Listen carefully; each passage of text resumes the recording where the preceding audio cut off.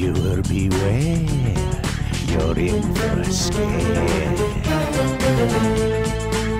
Goosebumps. Hey everyone, Pushing Up Roses here, and happy Spooky Month! Let's kick things off with something completely unhinged, a special two-parter episode of Goosebumps called Werewolf Skin. It's been a while since I've discussed children's horror, so why not jump into it with something totally bonkers and slightly disgusting? Good old R.L. Stine and his body horror for kids, you gotta love it. I'm just gonna dive right into it, and I hope my commentary has you howling. We begin our story at the world's tiniest gas station that doubles as a bus stop, followed by a dramatic scene where a bug zapper lights up despite there not being a single bug. This is Alex, and he'll be staying with his aunt and uncle in a small nearby town called Wolf Creek while his parents are out of town. He's dropped off by the bus driver. Said you were gonna be here for a month. Probably gonna need these. 100 McDonald's gift cards. The bus driver starts babbling to Alex in an attempt to scare him. I heard a story once about a headless ghost supposed to be out in those woods. Oh god. Alex isn't impressed and gives this amazing performance with his face. Okay, Jerry, you're on Steadicam. Jerry? No! Alex reads about a photo contest for Chiller magazine stating whoever submits the scariest picture will win $1,000. So he immediately starts taking photos of everything. Okay, Jerry, we just need some B-roll of this underbrush. Jerry! Alex spends the night at the gas station as no one picked him up and he is awoken by what's supposed to be a wild rabbit, but that thing looks suspiciously clean for that to be the case. Still, cute little bun. Careful, city boy. That might be a killer bunny. I just want to say that I did not add that sound effect when Alex's uncle grabs his shoulder. Uncle Colin finally shows up claiming Jeep issues as his reason for being late. He is a professional photographer, so Alex asks his advice for taking a great photo. Yeah, not much to it, just point and snap.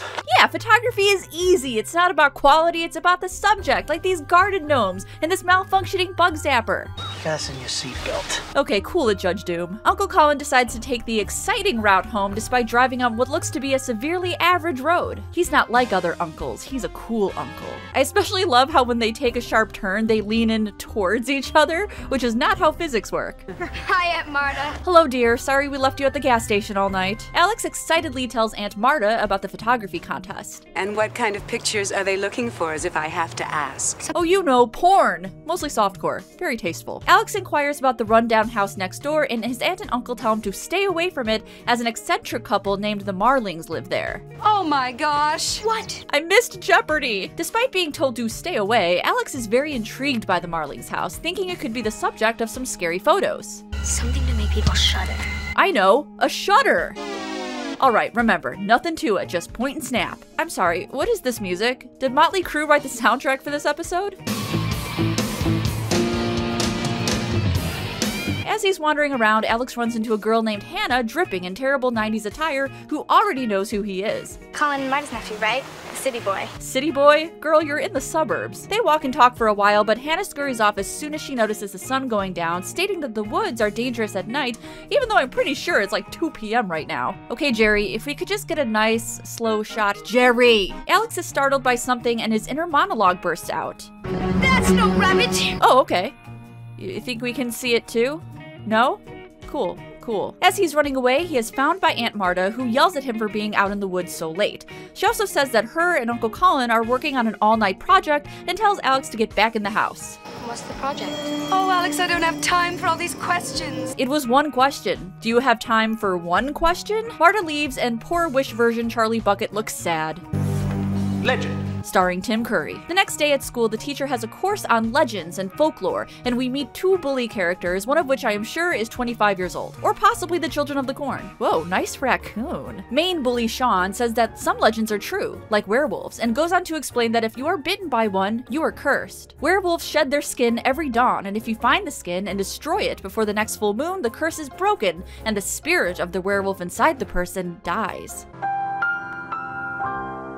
Hey, what's that sound a chicken makes? Cluck, cluck. Very good! The boys tell Alex that they can prove werewolves exist and instruct him to meet them behind the Marlings' house at midnight. On the walk home from school, Hannah warns Alex not to go into the woods that night, but Alex insists it'll be fine, and he's taking his camera for some late-night spooky shots. Later on, he gets ready to go, but his aunt and uncle have locked him in, presumably to keep him safe. Alex looks out the window to the Marlings' house and sees some activity. Nothing to see here, just 2 werewolves going on their Thursday walk. Ooh, would we call those werewolves?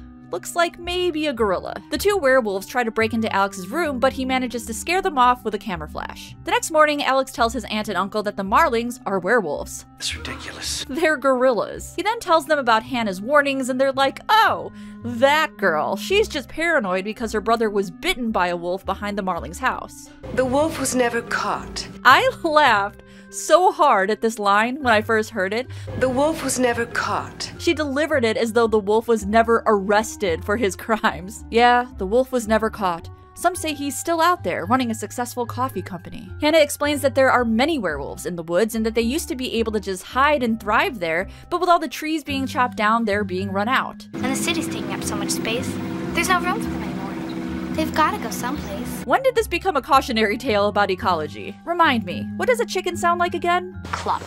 Cluck. The bullies call Alex out for not showing up at the woods. We waited for an hour out there. Arjun almost got eaten alive by mosquitoes. And Alex tells him he already saw the werewolves and will show them too, agreeing to meet with them at midnight once again. Alex breaks out of his room with a crowbar, which I do not remember him finding, and heads off. He sets up a camera, ready to get the perfect shot. Ew, he's drooling. Turns out he was just having a nightmare and is found by his teacher, who is also a werewolf? Oh, nope, just another nightmare. Why is this kid dressed like he's going to an art gallery opening? Alex finds his aunt and uncle's car destroyed and werewolf hair in it, so he runs back home, panicked. When he looks out to the Marlings' house, he sees two werewolves in there, shedding their skin and looking all icky and gooey. Gross. Gross and weird. Surprise, surprise, it's not the Marlings, but Uncle Colin and Aunt Marta. As the sun rises, they run back to the house to check on Alex, who gets in bed just in time. Okay, I think the cameraman is now drunk. Okay, Jerry, we're gonna give you another chance. You just need to hold the camera straight.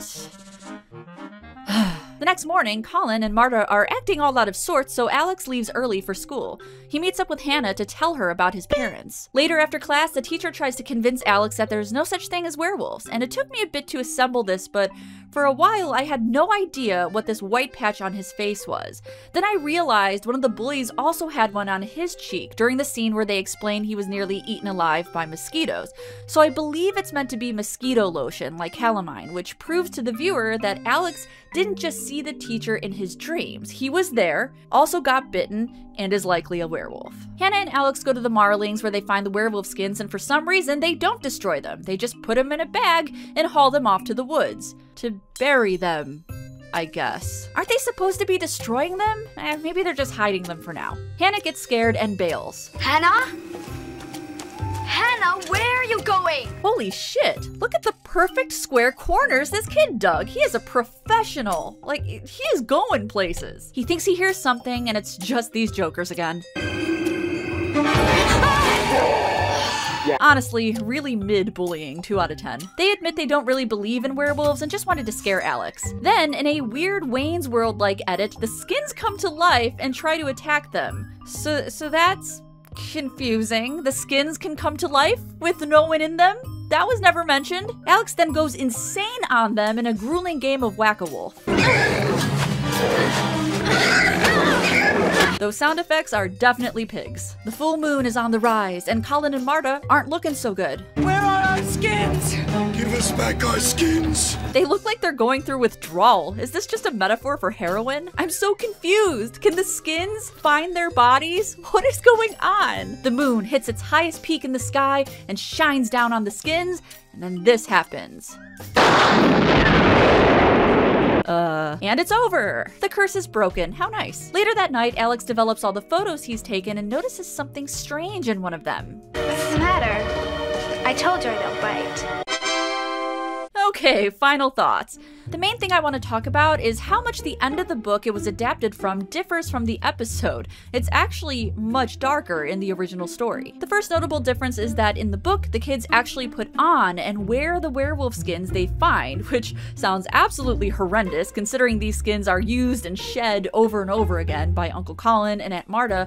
Can you just imagine the body odor? I unleashed a stench of biblical proportions. I can see why they maybe didn't want to include that in the episode. In fact, I don't think it would have added anything. The ending itself, however, is a disappointment. In the book, Alex goes back to the Marlings' house to take photos, thinking it is now safe. He finds another werewolf skin, unused. While trying to figure out who it belongs to, Hannah sneaks up behind him wearing a skin. She tells him that she never needed a skin to hide in because she brought one from home. Then she attacks him, biting him in the chest. In the episode, Hannah seems to be playing a non-violent werewolf. The story keeps foreshadowing her being one, having her say stuff like, "Don't worry, I don't bite," and always having her bail on Alex when dusk hits, but the episode never portrays her as a malevolent being. Hannah once again reassures him that she doesn't bite at the end of the episode, and then it cuts. So while you could speculate that maybe she attacked him after that and it's up to the viewer to interpret it, I personally think she's meant to be a friendly, albeit cursed werewolf. I think that's kind of rare for a Goosebumps episode. There have been much more disturbing conclusions that I found completely messed up, even in adulthood. The stakes seemed kind of low throughout this entire thing, so I didn't find it particularly scary, even for kids. There's really only one implication of somebody being attacked by werewolves, and that's a quick scene that shows this newspaper article about a few hunters that went missing. It's hard for me to determine whether or not this story would have landed with me as a kid, since I was more of an Are You Afraid of the Dark kind of girl, but you all let me know if this one affected you when you were young. I think I'd be more grossed out by the skin shedding than anything. We Roses had a very weak stomach. I played Mortal Kombat when I was 7, put on the blood code, and never ate ketchup again. Anyway, I hope you enjoyed this breakdown of werewolf skin. If you have an episode of Goosebumps you are dying to see me cover, sound off in the comments, and until next time, stay spooky. Hey everyone, thanks again for watching my video on werewolf skin. I hope you're enjoying Spooky Month so far. If you want even more Halloween related videos, I have a lot on offer on this very channel, but first I want to give a thanks and shout out to my patrons. Thanks to them I could buy Season 5 of Goosebumps, so I could review these episodes, and I could buy my cat a fish fillet. They spoil her so. If you want to help support the channel, please give my campaign a look, and if not, commenting is the best way to engage. If you want to see more from me, I have a few recommendations on the screen. On the left is my last episode of That Time on Murder, She Wrote. Though not Halloween related, it is inherently spooky. On the right, you will find another Goosebumps episode review and breakdown. Thanks again for watching, and as always, I will see you in the next one.